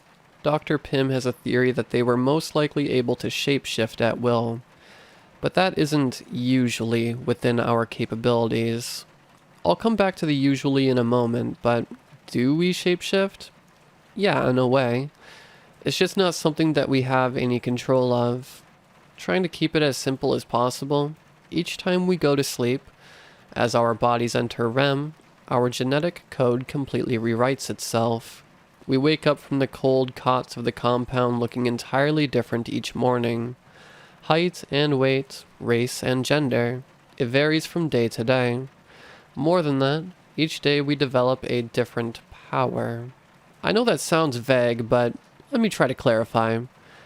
1. She predominantly reawakens as a female, and even if she doesn't, she still identifies as she/her.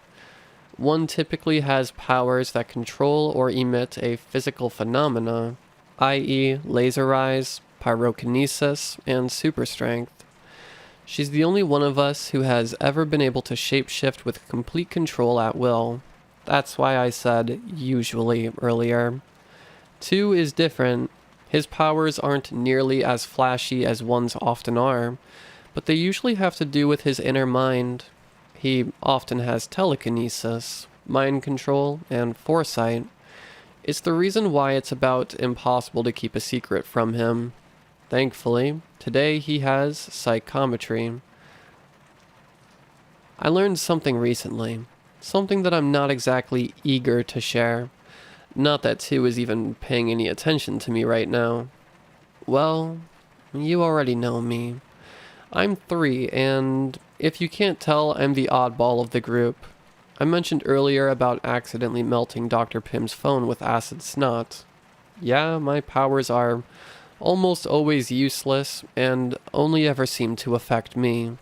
Once I woke up with the ability to grow my nails long. Another time I was given an extra row of eyelashes. And on another memorable occasion, I woke up and my only ability was to lie.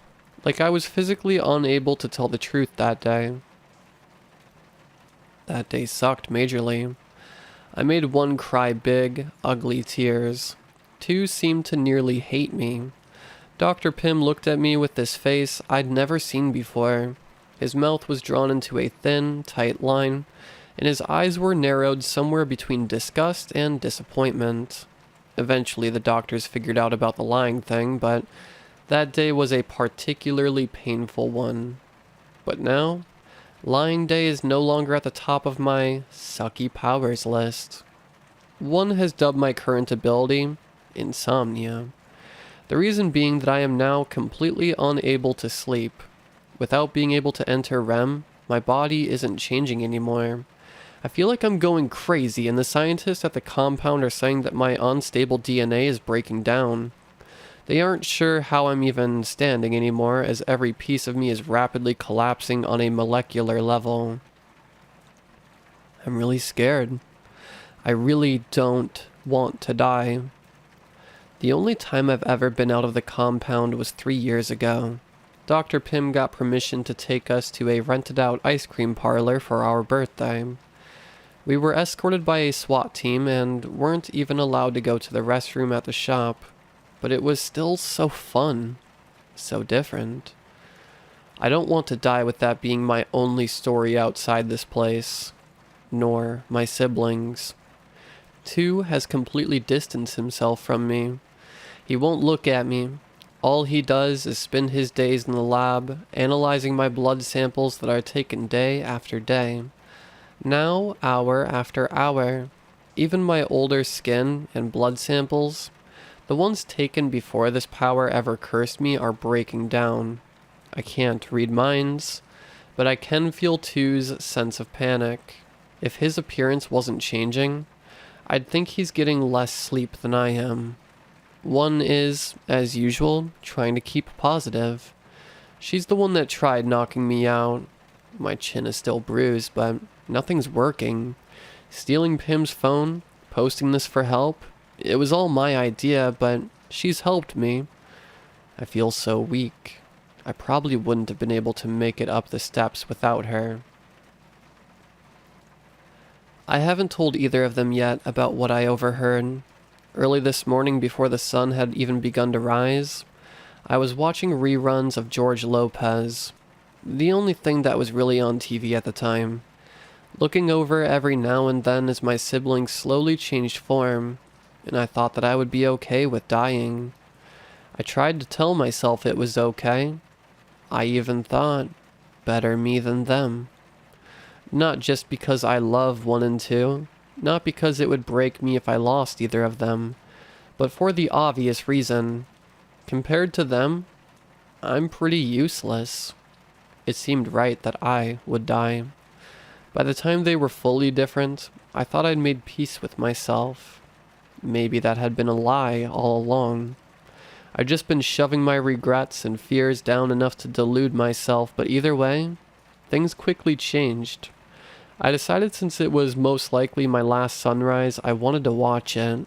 It's summertime, but desert nights are chilly even in July.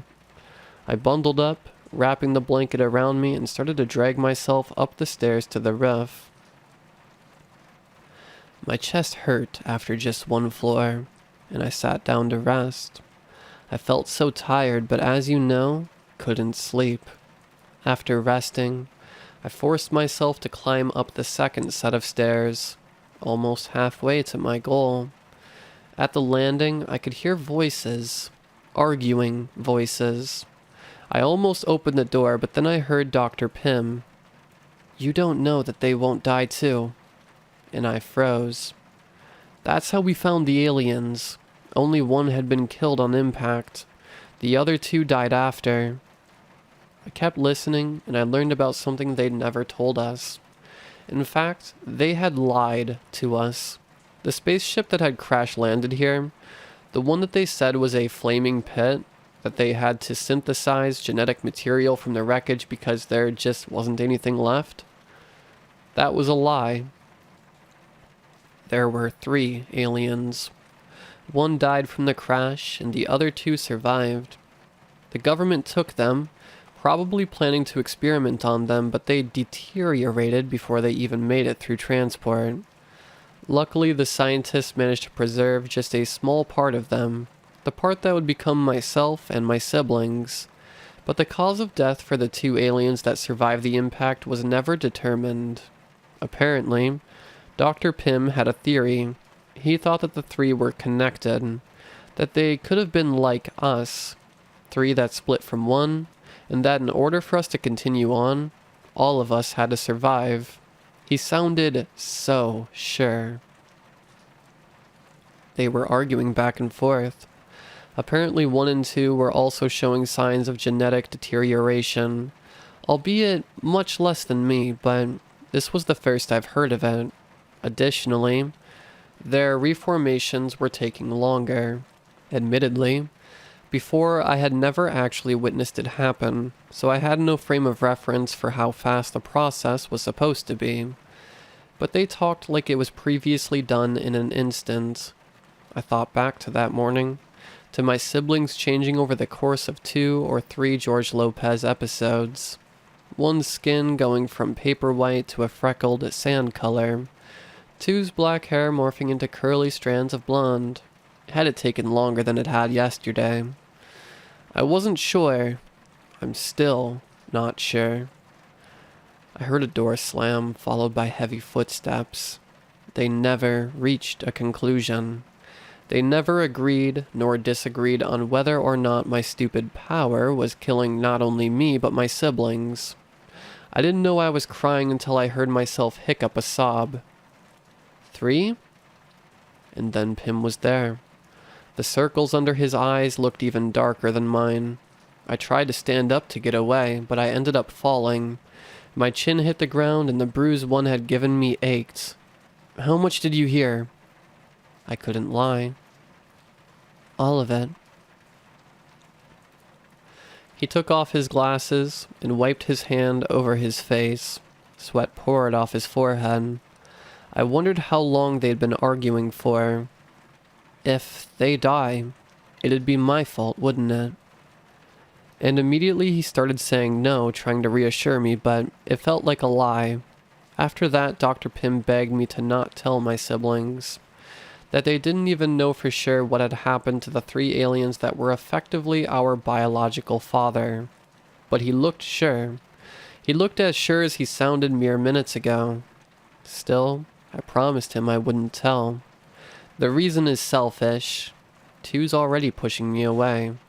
Maybe he knows that it's my fault he and 1 are going to die, but 1, she's never been anything but smiles. If she were to be mad at me, I think it'd be like dying twice. I don't want either of them to have to spend their last days like I currently am. Knowing what's coming, knowing how little of the world we've seen, knowing that we've done nothing. So instead of telling them, I'm telling you. And I'm hoping against all odds that these don't have to be our final days.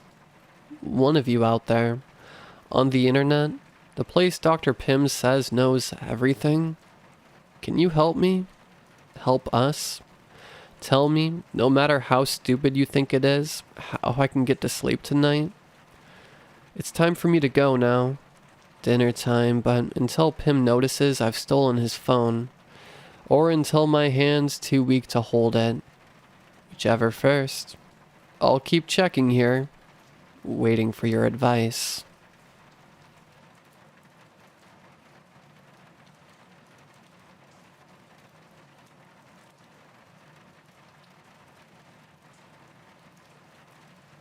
I was watching a show at 3 in the morning when the ad break began. I sat with glazed eyes through a Geico commercial and one promoting a new drink, but when the third one began, it immediately caught my attention. 254 Helton Street. The shout nearly blew out the speakers of my phone. Lurching upright in my bed, I held down the volume button until it was nearly muted. The set of the advertisement was a simple plastic table in a small room painted the same shade of light gray over walls, floor, and ceiling. A man sat at a folding chair behind the table, dressed in a worn bathrobe. I could make out several coffee stains down the front. The man had uneven stubble poking out across his face, and heavy bags drawn under his eyes. His most striking feature, however, was how crushingly sad he looked. His expression reminded me of my father's when we attended his mother's funeral. Broken, hopeless, and uncertain. He suddenly opened his mouth fully and screamed again. 254 Helton Street. Despite the energy behind the shout, his expression didn't change in the slightest, and he went back to staring directly at the camera. I looked at the top corner of my phone to see how much longer this would go on for, but the usual countdown had disappeared. Frowning, I tapped on the home button to close the app. No effect. Now serving crackle crackers. the man said, sounding as if he were holding back tears. "Putting the pop in every bite." He took a rectangle wooden block from inside his bathrobe with one hand and drew a gleaming knife with the other. As I watched in bewilderment, he placed the block on the table and proceeded to slice it into neat slices with alarming speed. As the one hand fluttered the knife across the table, the other reached into the growing pile of wooden rectangles and drew a handful out. "Putting the pop in every bite," he repeated with exactly the same intonation, and threw the handful into his mouth. He chewed slowly, maintaining direct eye contact with the camera. It felt as if he were staring right at me. Thoroughly freaked out, I waited for some punchline, but none came. The man finished slicing up the block, put the knife back into the depths of his bathrobe, and started eating the rest of the chips. Then the feed suddenly cut out and I was back to watching my show. I decided that I had had enough of the internet for the night and powered my phone off. I lay awake for a bit, wondering if I had only found that advertisement so disturbing because of how late it was. I'd probably missed something that would be obvious when I saw it again sometime the next day. I rose at the sound of my alarm and headed to work, somewhat groggy from staying up so late. I set up Google Maps on my car to check out any traffic delays, and seeing that the coast was clear, I drove off the way I always did. The voice of the electronic assistant spoke at every intersection, guiding me along a route I already knew, but as I moved to turn right onto Main Street, it suddenly recalculated and instructed me to take a left. "What?" I muttered. Staring down at the console, no matter how severe traffic had become, there was no way that traveling down the rural back roads that way would make up lost time. I traced out the blue route, zooming the map out, and saw that it wasn't heading toward my office at all. Selected destination, 254 Helton Street, it read.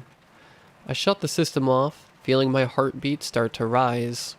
What was going on? If someone was messing with me, it would have to be one of the more elaborate pranks I had ever seen, or heard about for that matter. I couldn't seem to escape that address for the rest of the day. On any website I went to, at least one of the advertisements would always be the man in the bathroom, standing now against an all-black background with that same dismayed expression, and the address printed out in white text below him. There was no other information, no agency or publisher. My suggested searches weren't helping either. How to get to 254 Helton Street? Best route to 254 Helton Street?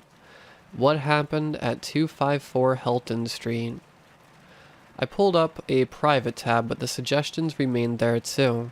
Staring around the brightly lit office, I mustered the courage to search for the address. Google popped up with the No Results Found page. Not entries of other Helton streets or anything close to it, but only the error message that I must have misspelled something. I started to avoid my phone over the next couple of days just to be safe, but that didn't help at all. On one occasion, I was watching live cable television downstairs when the ad cut to the man, his facial hair longer now, his lips dry and cracked. 254 Helton Street, he screamed, with enough force that this time he broke into a fit of prolonged coughing. For minutes on end he remained doubled over, hacking his lungs away, until a small puddle of saliva had formed on the surface of the table. "We're out of crackers," he said slowly once he had recovered. "But other items remain.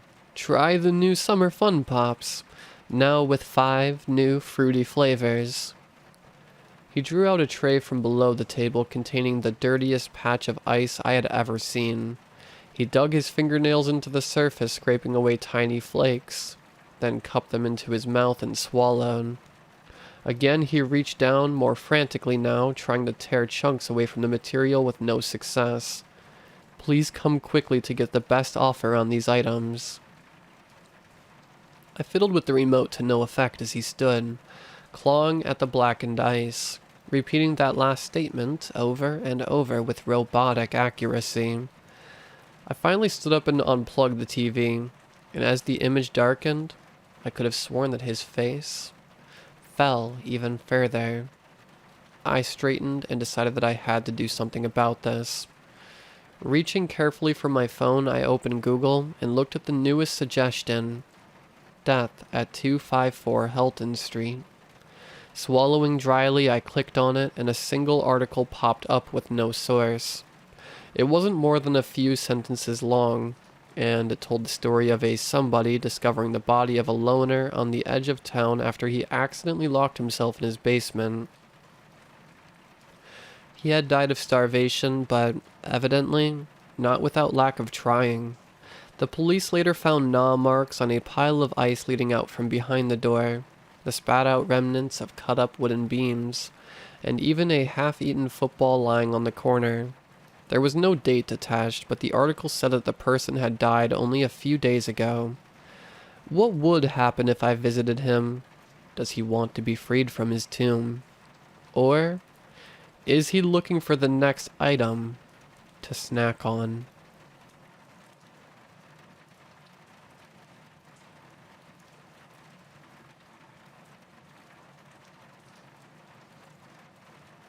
I saw my dead friend online on Xbox. Where do I even start? I'm scared, and for all I know, I am screwed. Typing this is my only way of coping with the situation. I can't even leave the house until the police arrive, especially when he is outside. The police are taking forever, and eventually, the front door won't hold anymore. I should have never messaged my friend Alex back, especially since he is very much dead. Alex messaging me should have been the first red flag. Anything related to Alex still hurts to talk about. Part of me believes that his death was definitely not him taking himself out. We were close, and I knew him to be an enthusiastic, funny person. People say that being funny can be a mask for depression, but I knew this wasn't the case. We made all sorts of promises that we'd have each other's backs. He suddenly vanished for weeks, and then they found his body in a nearby river near his house. Apparently nature took its toll on his body, and we couldn't even see him for the last time. My parents started to cry for him, and I even start to imagine the pain of his parents. Alex's parents couldn't talk about his death, and most of us believe that it was because of grief. After his funeral, after I said goodbye, my parents received a strange visit from a man in a black suit. My parents refused to talk about it. My mom seemed to ask other questions about anything else. My dad straight up got angry. I often wondered if we were in any sort of danger. We moved just 2 weeks after the funeral. It was sudden. My dad came home with a worried look and said to my mom that it was time. We left most of our belongings behind. There was no time to say goodbye to our friends and family. I packed my backpack with clothes and other valuable things. I distinctly remember yanking my Xbox at the last second and jolting towards the door. Everything I had done with my friend was held within the Xbox, and I couldn't possibly leave it behind. "What took you so long?" my mother asked. I didn't respond, and we left the house and headed straight towards the car. While the dinner on the table was still warm, my father didn't tell me where we were going. We spent days on the road, driving and driving. Eventually we reached a home, a lone building near the coastline. The house was big and already furnished. It was beautiful. A year after Alex's death, we lived in a new home, across the country in California. We originally lived in Pennsylvania. My parents still refused to talk about anything related to Alex. I was playing on my Xbox, Rainbow Six Siege, a game me and Alex used to play all the time. Whenever I would scroll through my friend list, I would see his name on the top, listed as favorites. Good Times 211 was offline forever. He would never come back. Or at least, I thought. My parents were always looking for something. They were always cautious. My parents left for a business trip. It was urgent and apparently really important. So I had the house for myself, but before they left, they told me if I felt like I was in any danger, the shotgun was in the basement. I was playing a casual game when Alex messaged me. I froze. Confusion and terror washed over me. Immediately I thought, Alex can't actually be messaging me. I left the game and opened the message. Hola, he messaged, the text in a bubble of green. Me. Who are you? I'm Alex. Long time no see. You already forgot about me? You aren't Alex. Alex has been dead for a year. Yes, I am 100% dead. You are talking to a zombie. Whatever you are doing with my friend's account, this isn't a funny joke. You need to stop. And then they just responded with LOL. I started to type stop when he sent me an invitation to join the party, which is a group call you can do on Xbox. It was very horrifying.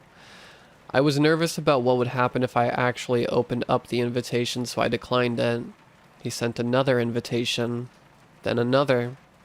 Curiosity got the better of me and I opened the invitation, expecting it to be some sick joke. I wish it had been. Just an ear-hurting symphony of painful noises. At first it was silly sounding noises. Noises that would be used in some sort of cartoon. Then it became sounds of low-pitched screaming and distortion. All of the noises were as loud as my headset could produce. Within 10 seconds after I joined the party, the noises stopped.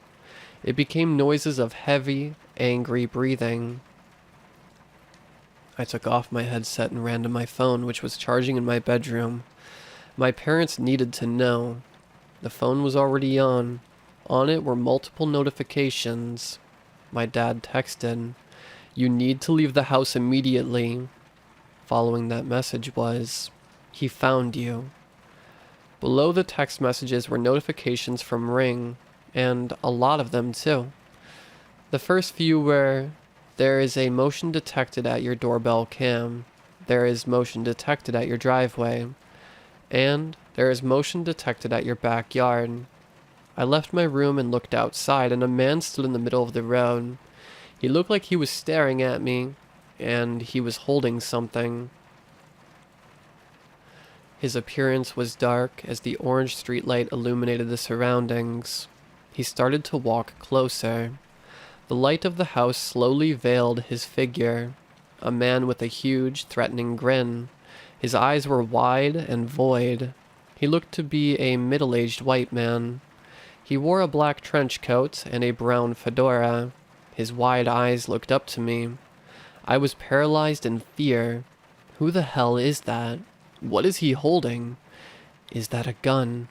His arms raised towards the window like he knew I was there, and shot a couple rounds. The ear-piercing noises, unmistakable sounds of a bullet popping with each bullet. The glass shattered, and I sprinted towards my room and locked the door. I had no time to get the shotgun. I called the police, but all I heard was the strange, loud noises. I tried calling my mom, my dad, anyone really. All of them kept transferring to that forbidden noise. The noises I heard on the Xbox. Right now, I am inside my room underneath the bed. The door kept pounding, but then a big, banging noise blasted through the house. Then I got a notification from Ring informing me that the entry delay is in process. Another notification came from an unknown number. Found you. My bedroom door was slammed open.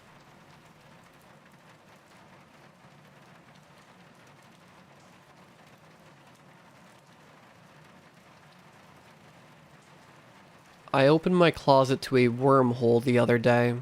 It was generic like in the movies. Big 4-foot black hole in the middle, with galaxy-like purple spirals slowly turning around it. I just stood there blinking.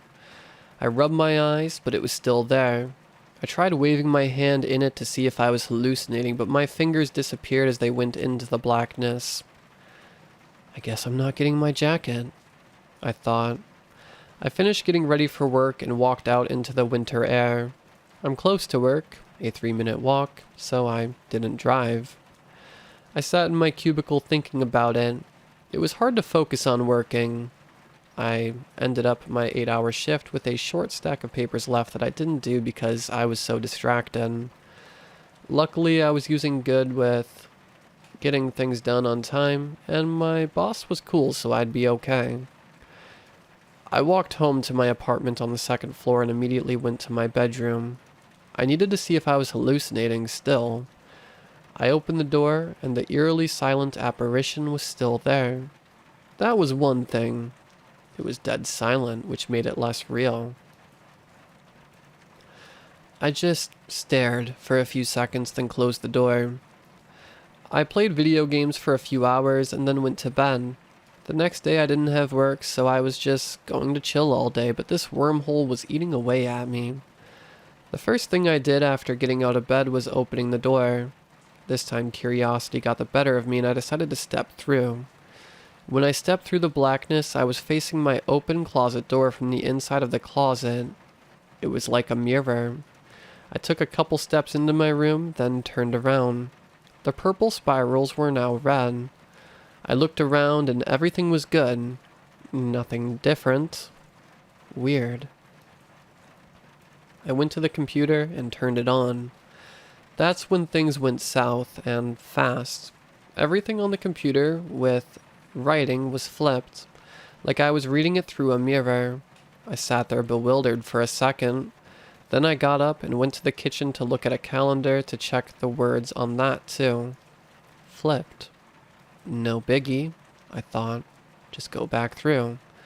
So I went back to the bedroom and stepped through, with the same mirrored thing happening. But this time the spirals were bright banana yellow. Oh no, I said to myself. The computer was still on, but this time both text was mirrored, and the wallpaper was flipped too. Now I started to panic. This time I ran through. Now the entire bedroom was mirrored on top of everything. I ran out of the room, not paying attention to the new color. My whole apartment was flipped. So long story short, I kept running through, the color changing each time. Now the flipping has gotten too bad, I'm walking around on the ceiling. I managed to figure out my phone to make this post and call for help. If anyone has any idea of what to do, I would appreciate it. I'm afraid to go back through, and I would have to climb into the closet now. And I am afraid to go outside because I'm worried that I'll fall into the sky.